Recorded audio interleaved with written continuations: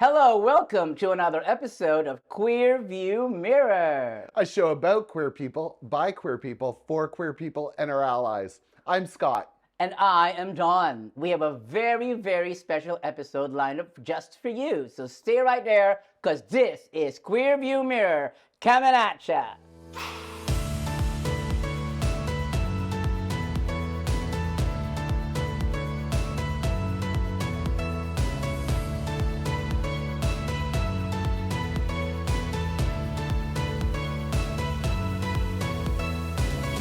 There's a lot happening in the world, but there's one issue that's particularly close to home that Dawn and I wanted to talk about today, and that's SOGI, sexual orientation and gender identity. And if you've left the house in the past couple months, you've seen the protests and the counter protests, and the issues seem to get muddier and muddier.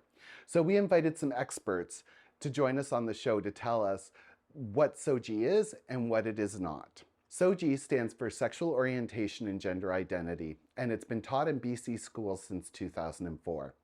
Joining us today is Carrie Isham, the founder of Power Up Education, and Erica Bakewell, who is an educator from Nanaimo. She teaches grade 5 and 6, and she's also a board member of the Nanaimo Pride Society and one of the founders of The Coast is Queer. They're going to be telling us exactly what SOGI is and what it is not, and what we have to be afraid of. As the controversy surrounding SOGI continues, I decided to call Scott and say, hey, Scott, what is SOGI all about? Because I'm sort of like an outsider coming in, because I'm new to Canada relatively. So when I heard about SOGI this and SOGI that, I said, Scott, I think we should do a show about it with two people who know what they're talking about and help us demystify all this controversy surrounding SOGI. Dang. Okay, Scott, what are we doing today? Well, we're going to be talking to Carrie Isham from Power Up Education and Erica Bakewell from the Nanaimo Pride Society. And they're here to join us to demystify SOGI and to talk about all the protests that are going on. And I mean, you can go crazy trying to untangle everything, but please, Carrie, weigh in. Okay, but before they go to discussion, Carrie, please tell us about yourself a little bit. Sounds good. So my name's Carrie Isham. I'm a certified sexual health educator. I've been in the education field for 28 years. I started off in School District 69 in Parksville, Qualicum, and I taught there for 13 years at grade 6, grade 7, 8. Did a lot of French, did a lot of PE, and all sorts of other subjects.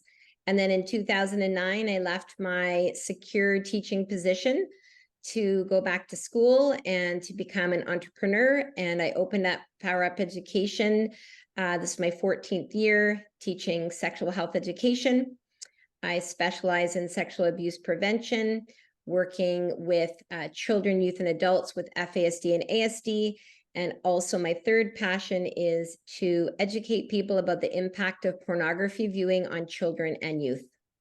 Okay. And Erica, please. My name is Erica Bakewell, and I am a member of the Nanaimo Pride Society, but also an educator, teacher. I've been teaching now for 11 years, mostly middle school, but a little bit of elementary. I also run a local queer event group here in Nanaimo called The Coast is Queer. There you go. So let's, like Scott said, let's dive out into it. What is this controversy about SOGI, sexual orientation, gender identity? What exactly is SOGI, where it started, and what's happening now? Let's, Erica, as an educator, as a teacher, what is SOGI to you? To me, SOGI is just a way to allow all of my students to feel comfortable, to feel safe, to feel welcome in the environment that I teach and that they learn, that no matter what family and what their background is, that they belong. It's pretty simple. Okay. Scott? Well, Carrie, we were talking earlier, and you mentioned that there's SOGI and then SOGI 1, 2, 3. What are each of them, and what's the difference? Okay. Well, SOGI 1, 2, 3 is a framework There is a website that people can go to. It's www.sogieeducation.org. It shares lesson ideas. It shares video recommendations that if a teacher was maybe new to teaching sexual orientation, gender identity, that they may go to. There's some videos for parents on there. It's very transparent, the focus of SOGI, which I completely agree with Erica. We want all students to feel like they belong. We all have a deep yearning to belong. And so when we talk about representation in schools, we need to talk about the fact that all families are different. We need to talk about the fact that everybody has a different gender identity and different sexual orientation, and that one is not better or worse than the other. It's just a fact of life that people are different, and we want to celebrate the difference. So SOGI 123 is a framework. If we just say SOGI, we're just talking about anything to do with sexual orientation, gender identity. I see. Excellent. So And Erica, how does that translate in the classroom? You were mentioning earlier about, you know, inclusivity among the kids. So we talked about that a little bit. I guess for me, it's I'm currently in a 5-6 classroom. I think there's a lot of like hormones and a lot of things have started to change and happen in their lives. And I think it's really important that I have students in that class who might be questioning, and I don't know, any class in the whole district, they might be questioning their sexual orientation. They might be thinking, the representation that I'm seeing in Disney movies and books that I'm reading and TV shows that I'm watching they don't feel right to me. This doesn't feel like me. And so when they're in their classroom, they need to be able to come to me, to be able to talk to their peers, but to feel safe, to know that how they're feeling is okay and it will be accepted. It won't be shunned. I'm trying to think right now, the most that's really happened in my classroom is students have been given the opportunity to use the pronouns of their choosing.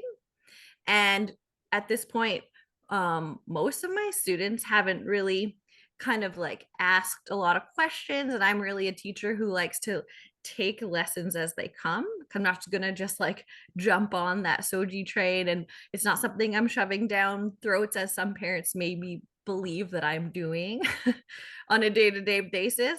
But what I am doing is creating a safe environment. I'm building it every single day so that finally when students get to that place and that deep question is in there, they feel like they can come to this safe place and ask it. Okay, now I'm thinking in terms of a classroom. I'm a student, a girl or a boy or whatever. I go to school. So how is SOGI introduced to me? Is it like a subject separate from mathematics and art and reading and English? And so how is SOGI implemented in the classroom? Well, I guess I can take that one. I mean, SOGI, like diversity and acceptance of other people, that's woven through all the curriculum. But if you wanted a location where you would find it, is in the physical and health education curriculum. And it's usually taught by the PE teacher. That's part of their curriculum. So for example, in grade 2, one of the curricular competencies is self-identity.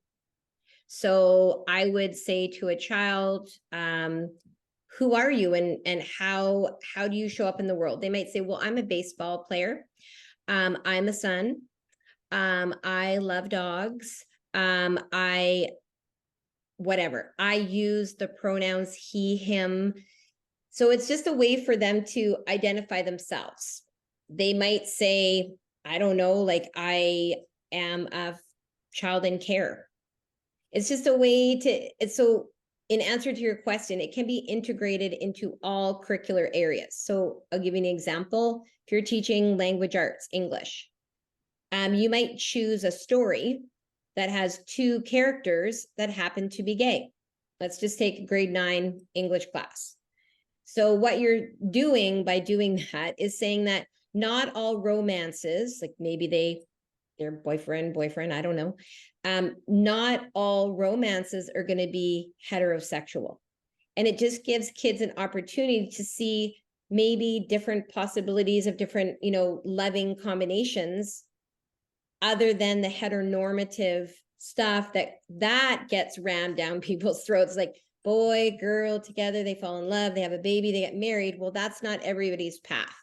So it can be woven into the early morning announcements. It could be part of a discussion in art class because the artist that they are studying happens to be transgender. It's not like we are every moment of the day, we're trying to force this information on kids. It's just like an ebb and flow. Oh, I could pick a heterosexual author, or I could pick an author who's non-binary. Oh, I'm going to pick the non-binary one because I might have some students in my class that would be like, hey, I'm non-binary too. I can identify with this author. Live in a world where that is going to be part of their reality, and it's good that we can't create this bubble in our classrooms of like this representation of only heteronormative society, because we don't just live in that kind of world. So this all seems very reasonable to me. What are the protests all about?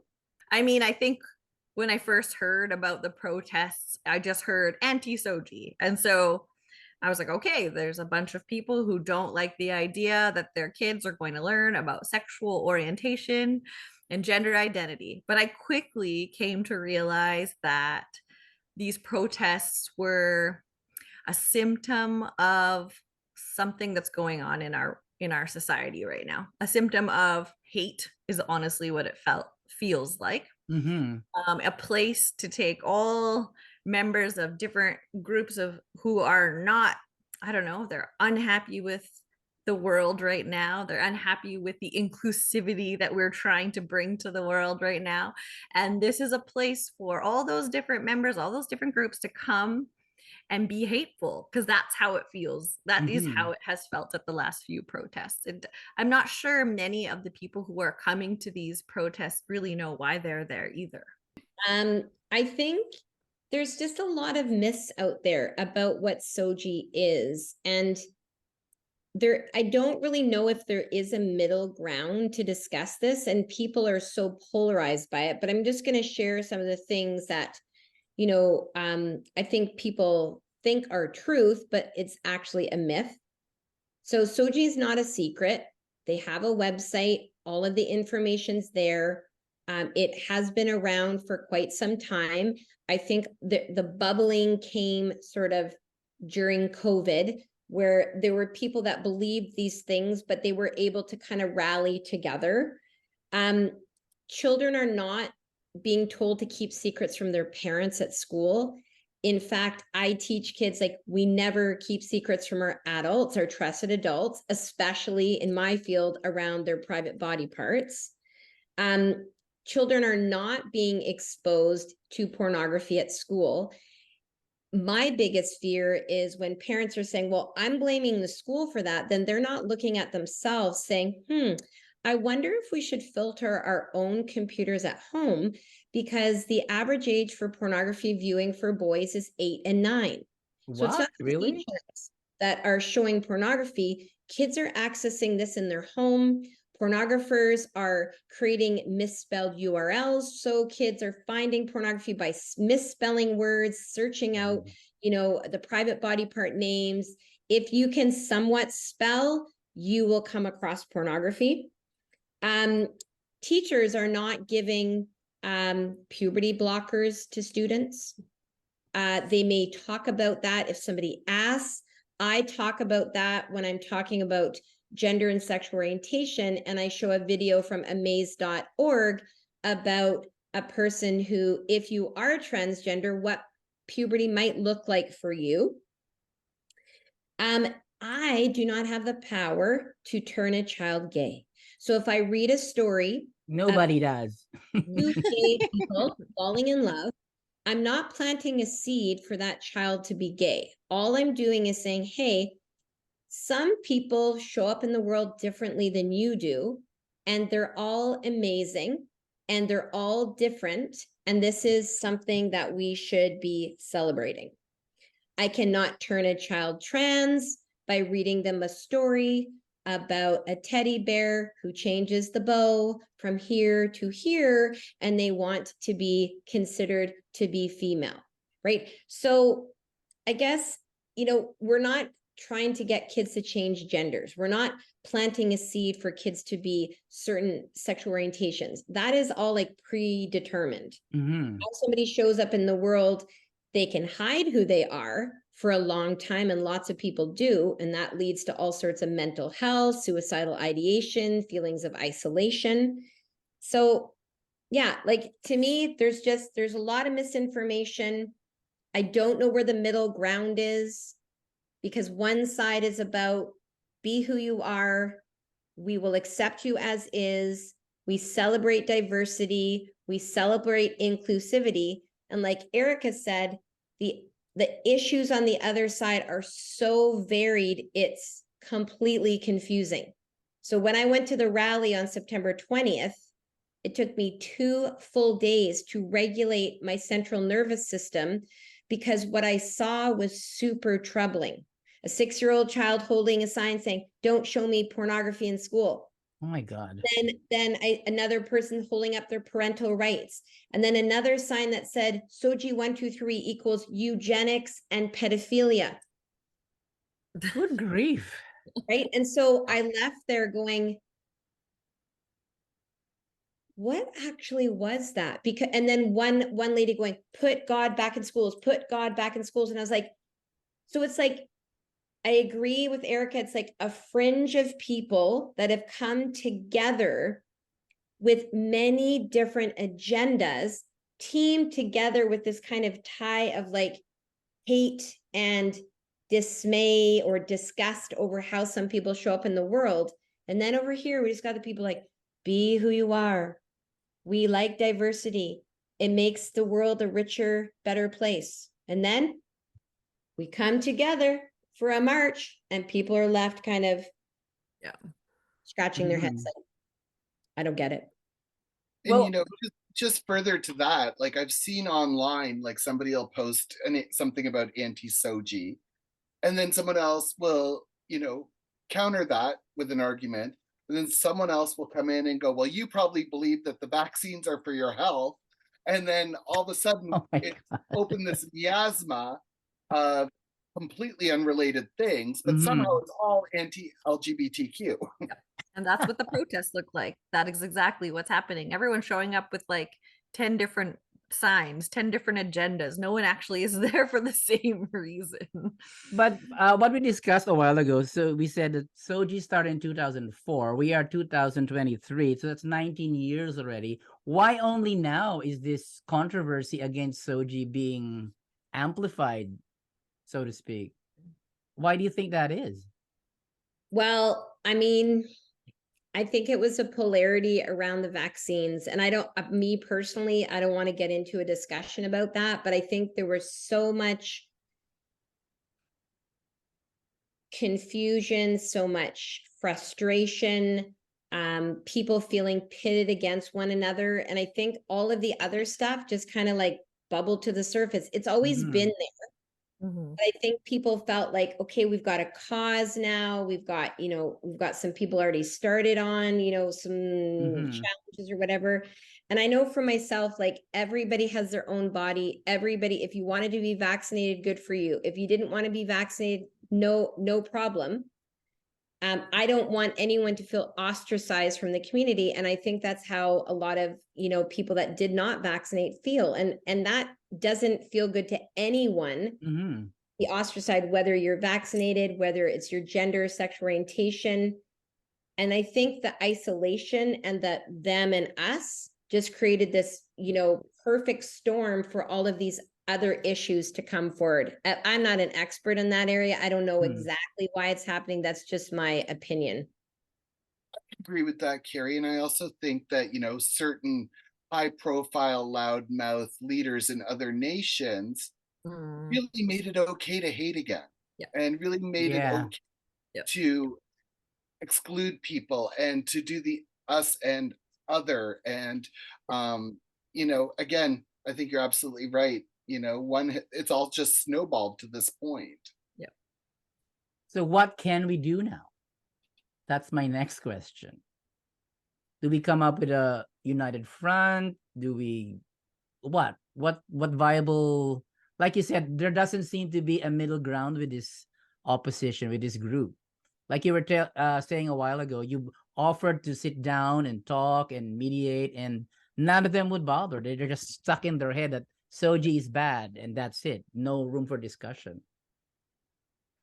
Well, if for me, it's not going to be the 2S LGBTQ plus community that's going to move this in a better direction. It's going to be the allies, the people who have the privilege, the people who are white, the people who are middle class, the people who have a vehicle and money to pay for fuel. Like, it really has to come from the people who are not marginalized. And so for myself, I'm part of the community, but I'm also an ally, and I use my privilege as a white cisgender middle class person to leverage my privilege to help other people.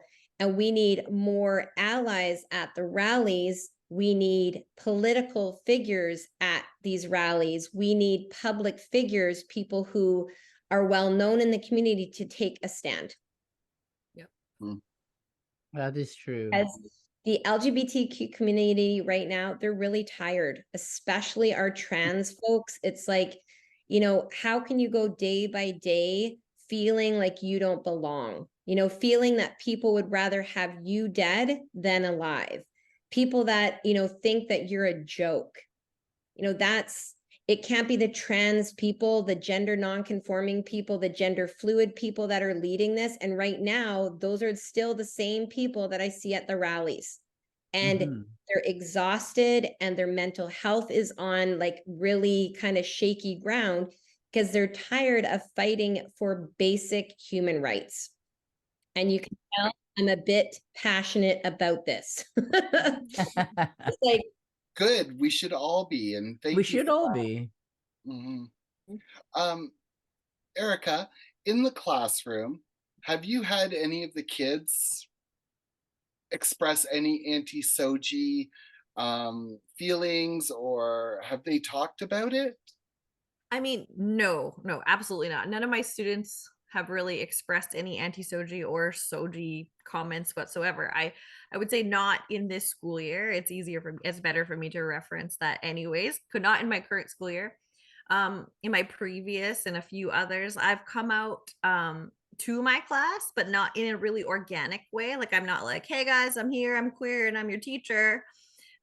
It's very much one of those things, just like any other teacher. Sometimes I reference my partner, sometimes I reference my family. And in an experience, my partner came and helped to dish up ice cream sundaes for a Christmas party. And that was the moment when my class found out that I was queer, because I was never about shoving it down their throat. That's not what I'm here to do, which people seem to think we are doing as teachers. And in that moment, I saw a big aha, a big celebration. And I had the most beautiful, loving class who just like accepted me and I saw so much change from that moment in that class. The safety that they felt to be themselves from that day on was like a whole nother level, all because they realized I was being authentic with them. So I think that's SOGI. Like, I'm not saying everyone has to be queer in their class. No, No. we're not recruiting, right? No, we're not recruiting. Exactly. We're never recruiting. We have our standards. But I have to say, I'm kidding. I have a pretty personal, like, for me, this is a passion because I am a 40-some-year-old woman who came out only within the last 3 years. Okay. So That's for another episode. That's another episode. What I want to say is that if I Your had welcome had packages in the mail. if I had SOGI, which I didn't have, if I had had representation, if I had had safety in my classrooms, and if I had had all of the stuff that I'm offering students now as a teacher, I probably wouldn't have waited till I'd been married to a man for 15 years to come out. Okay, I would like to go to something, I don't know, correct me if I'm wrong, but to me it's like basics. So the issue or the subject matter of sexual orientation, is that does that follow a framework of like age? Because one of the arguments from the opposing side is let our children be children, like stick to English and reading and the basic standardized, traditional curriculum. So when is sexual orientation a subject matter that can be discussed and at what age? Well, for me, it could happen in preschool because someone might have two moms and the kids might be like, hey, Jimmy has two moms. And the teacher might be like, yeah, isn't that cool?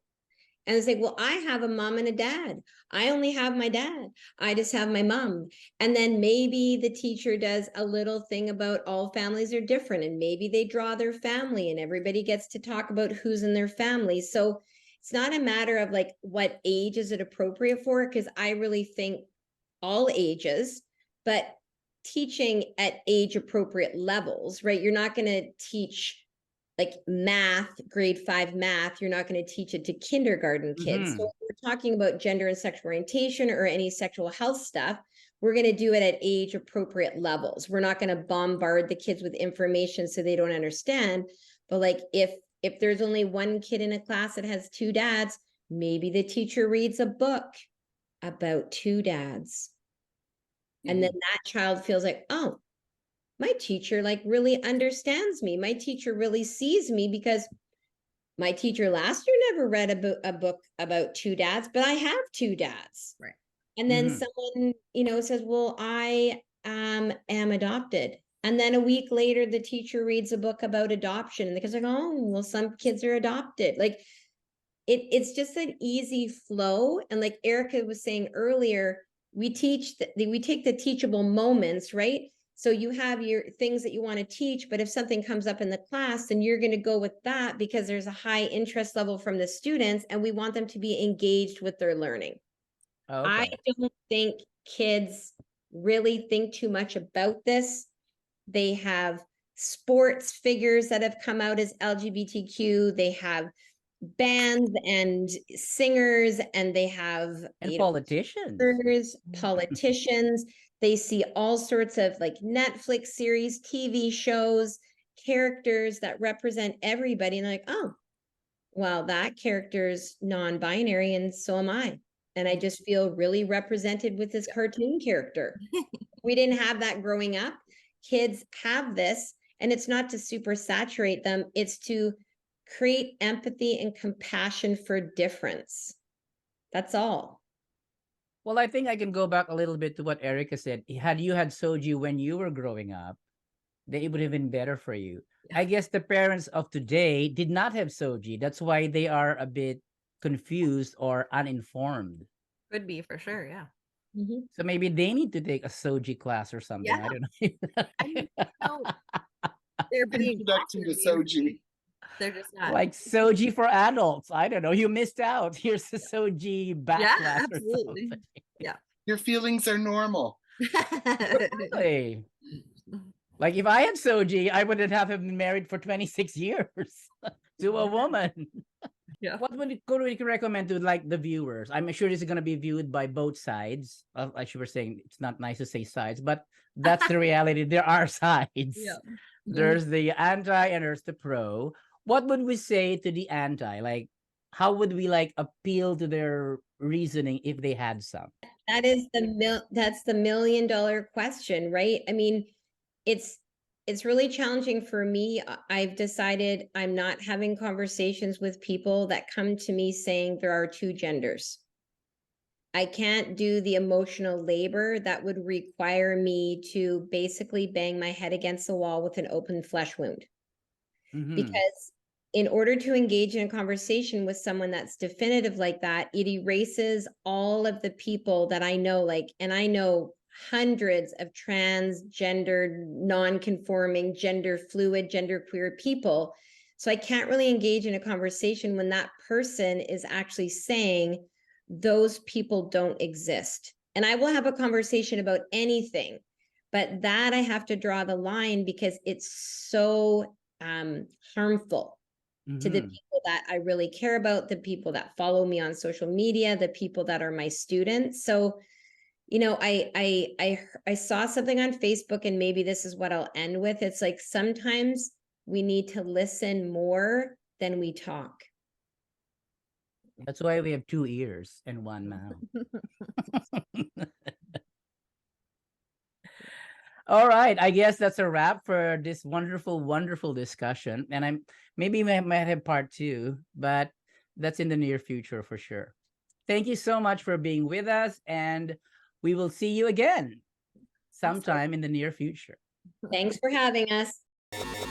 After that interview, my heart goes out to all the educators, teachers, and all the proponents who are supporting SOGI. The teachers have a hard enough job as it is. They can do without the insults and the accusations. So please, let's try to find a common ground where we can come together, discuss, and get the real issue settled. The issue is safety for our children. I couldn't have said it better myself, Don. Thank you for that. Our teachers are working hard to raise the next generation, and they're dealing with a lack of resources, a lack of support, and overfull classrooms. Let's just do what we can to support them in giving our children the best education they can. As far as I can understand, there is nothing wrong with SOGI. What is wrong is how you view it. Hopefully, we've shed some light on the matter, on the issue, and we will see you next time on Queer View Mirror. And a big shout out and thank you again to Carrie Isham and Erica Blakewell. We couldn't have done this episode without you, so thank you. See you next time.